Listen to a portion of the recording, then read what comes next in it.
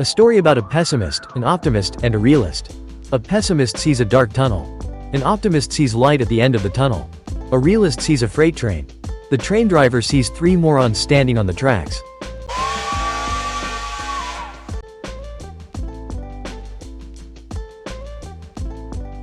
Bill was on the side of the road on a very dark night, and in the midst of a fierce rainstorm. The night was rolling on, and no cars passed by. The storm was so strong, he could hardly see a few meters ahead of him. Suddenly through the swirling rain, Bill saw a car slowly coming towards him. And as it drew level with him, it stopped. Desperate for shelter, and without really thinking about what he was doing, Bill got into the back seat of the car and closed the door. That was when he realized there was nobody behind the wheel, and the engine wasn't even on.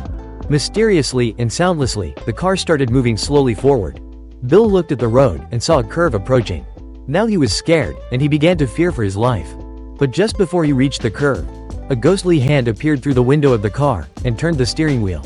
Bill, paralyzed with terror, watched how the hand appeared every time they came to a curve. When he saw the lights of a pub down the road, Bill gathered all his bravery and strength, jumped out of the car, and ran to the pub. Wet and out of breath, he rushed inside and asked for 2 shots of scotch. Shaking and half crying, he began telling everybody about the horrible experience he had just been through. A silence enveloped everybody when they realized he was not drunk, but was for real. About 10 minutes later, 2 guys walked into the same pub. They were also wet and were out of breath.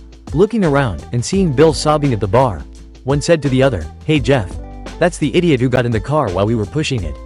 Oh man!